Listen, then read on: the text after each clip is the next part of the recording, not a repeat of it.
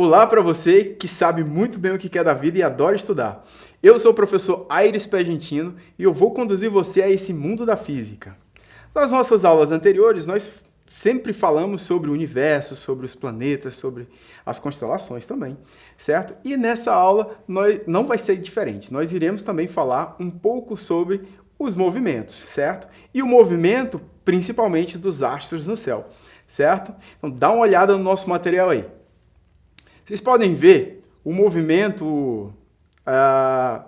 Observe, essa imagem é apenas ilustrativa, lógico, não é dessa forma, não é uma dança que acontece assim ao redor do Sol, nem o Sol está estático, nem os planetas estáticos, é apenas ilustrativo. Mas, na verdade, nós já discutimos isso, principalmente com relação ao movimento dos corpos celestes, né, pelo sistema heliocêntrico, quer dizer, os planetas giram ao redor do Sol. Isso foi uma luta muito grande, nós já falamos isso nas aulas passadas, a quebra do paradigma de achar o sistema geocêntrico que não era adequado para explicar o universo. Então nós temos aí, o que é o movimento?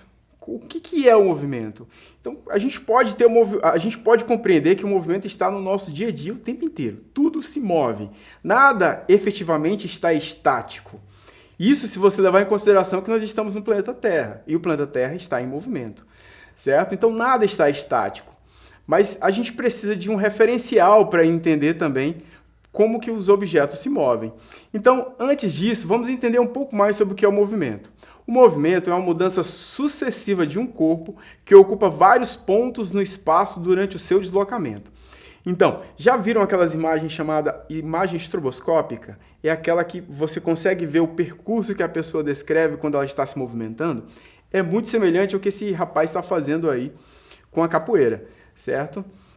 Se a gente fosse traçar exatamente o movimento, a gente veria vários dessa mesma pessoa em movimento, tá? Aristóteles, já 322 anos antes de Cristo, já havia percebido que tudo se movia.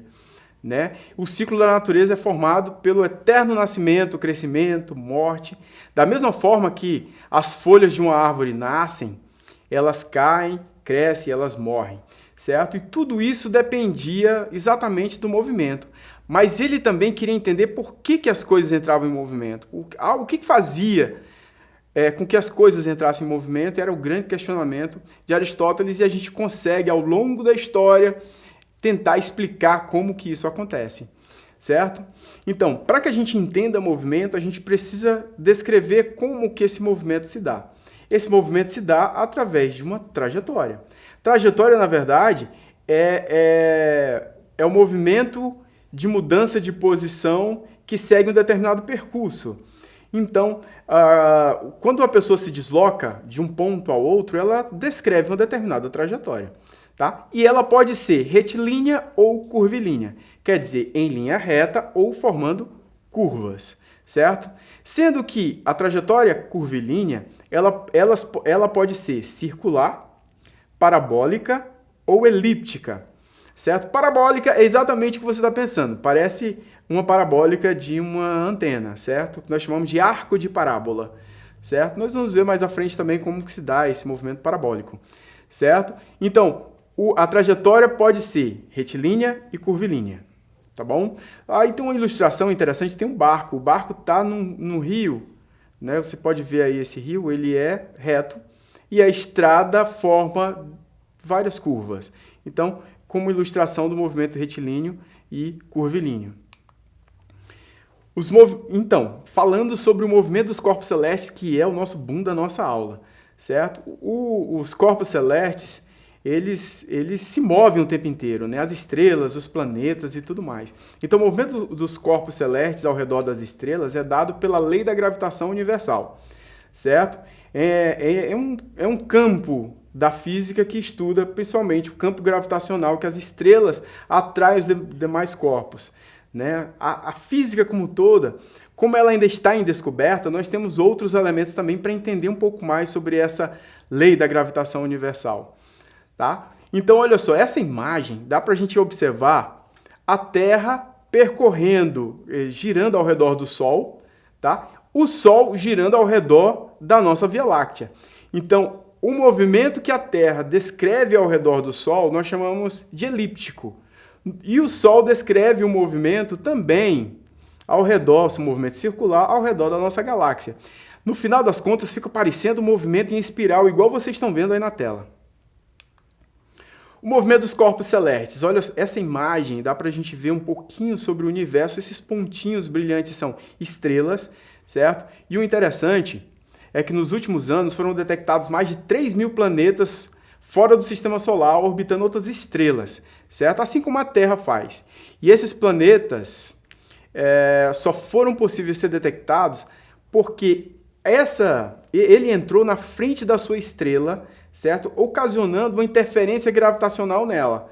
Por isso que a gente consegue detectar outros planetas bem afastados. Eu estou falando bem afastado mesmo, porque a distância da Terra até o Sol é de 150 milhões de quilômetros. Daqui até a segunda estrela mais próxima de nós, que é Alfa do Centauro, que fica na constelação de Centauro, também conhecida como Próxima de Centauro, nós estamos a aproximadamente 4,2 anos-luz de distância de nós, ou 4 trilhões de quilômetros. É bem distante, tá? Então, olha só, na medida em que o planeta avança na sua órbita, ele passa na frente da estrela e dá para a gente observar exatamente a variação do brilho dessa estrela. Então, assim, a gente consegue detectar basicamente como que a gente pode compreender melhor os planetas fora do Sistema Solar, né, chamados de exoplanetas, certo? Para isso, a gente precisa entender um pouquinho como é que funcionam as leis de Kepler. Como que esse planeta ou os planetas conseguem orbitar ao redor de uma estrela. Então, vamos compreender um pouco mais como Johannes Kepler, lá em 1630, conseguiu compreender como isso acontecia. E olha que Kepler, ele era contemporâneo de Isaac Newton também, certo? E ambos conseguiam entender melhor como que se processava o universo, mesmo estando separados e até mesmo rivais, tá?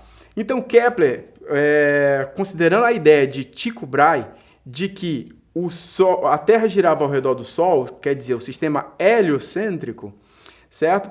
Ele conseguiu entender que esse movimento não se dava de forma circular. Ele só poderia ser elíptico, certo? Então você vê aí uma órbita elíptica é diferente de uma órbita circular, porque uma órbita elíptica ela tem dois focos. Observa aí na nossa imagem que eu tenho dois focos aí, ó. Imagina que você coloque um prego e um barbante. Cada um pontinho desse aí que vocês estão vendo na imagem pode ser um prego. Você coloca um prego de um lado e um prego de outro e coloca um barbante e no barbante você vai circular o lápis. Você vai fazer exatamente uma trajetória elíptica, igual está aí, certo? Isso é interessante para a gente entender posteriormente como é que se dá esses dois focos aí, certo? Então, essa é uma trajetória elíptica, tá bom? Do ladinho você está vendo aí a Terra girando ao redor do Sol em um movimento elíptico, certo? Vai ter momento que a Terra vai estar mais próxima do Sol e vai ter momento que a Terra vai estar mais afastada do Sol. Quando a Terra está mais próxima do Sol, nós chamamos de periélio. Quando ela está mais afastada, nós chamamos de afélio. Afélio, afastado, periélio, próximo, certo? Essa é a primeira lei das órbitas. A órbita que os planetas descrevem ao redor do Sol, ela é elíptica. Então dá para você observar aí, olha.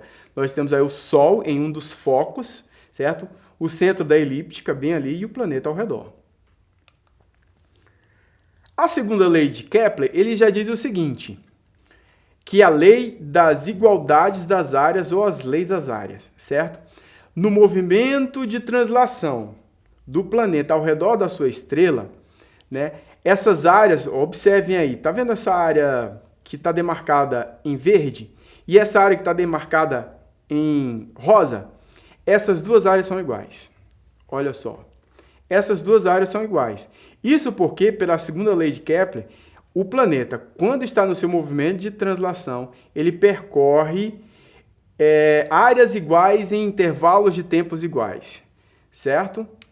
Dá para a gente observar isso exatamente naquela ilustração, vocês estão vendo aí esse GIF da Terra girando ao redor, o planeta, no caso, girando ao redor do Sol. Observem que quando ele chega próximo da estrela, ele aumenta a sua velocidade e mais afastado ele fica mais lento. Olha só, nesse caso, se a gente for separar aí, ó, essas duas áreas, vou chamar de A' e A, tá vendo? A' e A, elas são iguais, certo? Elas são exatamente iguais. Então, a velocidade que o planeta descreve ao redor do Sol, ela é uma velocidade diferente. Quando ele está mais afastado, a sua velocidade é mais devagar. Quando ele está mais próximo, a sua velocidade é mais rápida. Pode observar aí, ó. Certo? No caso, a velocidade A' é maior do que a velocidade. Dá para a gente observar direitinho nessa imagem. No afélio, como eu falei, a velocidade ela é menor. E no periélio, a velocidade é maior. A terceira lei de Kepler pode parecer a lei mais complicada de se entender, mas ela não é. Então, para um planeta orbitando ao redor do Sol, o quadrado do período da sua evolução é proporcional ao cubo do semi-eixo maior da sua órbita.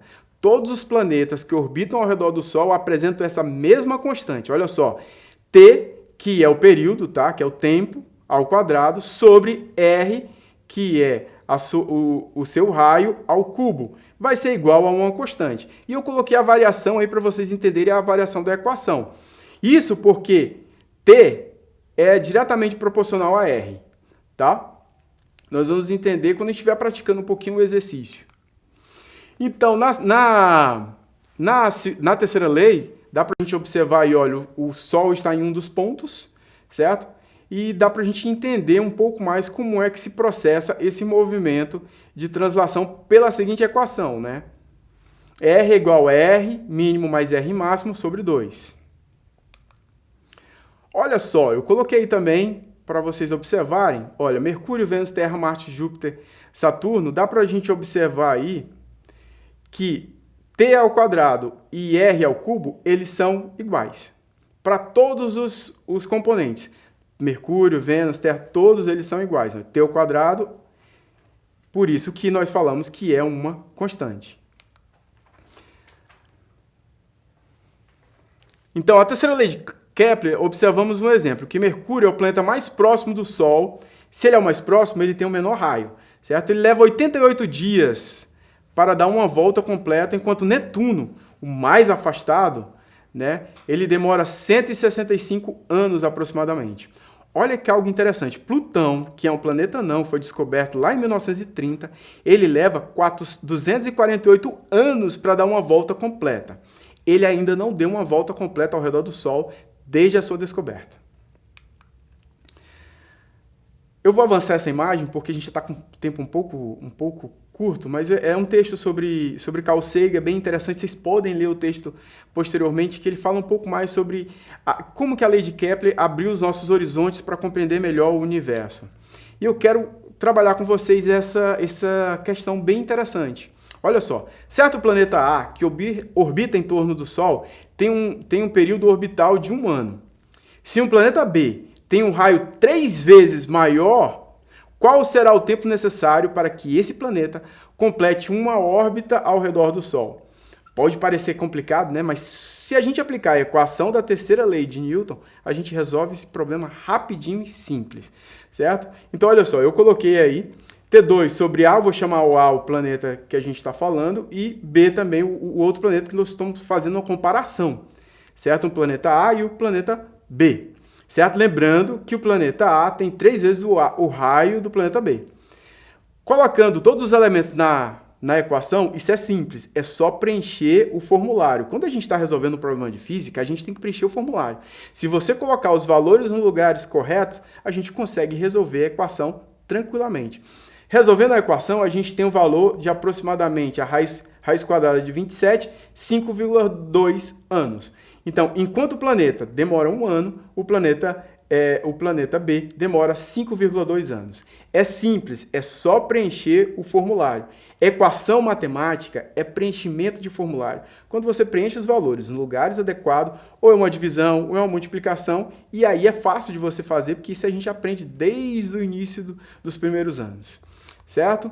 Então, eu tenho aí outras atividades para vocês fazerem, que está no material em anexo. Vocês vão fazer essas atividades direitinho. Aí eu tenho também falando sobre a primeira lei, a segunda lei e a terceira lei.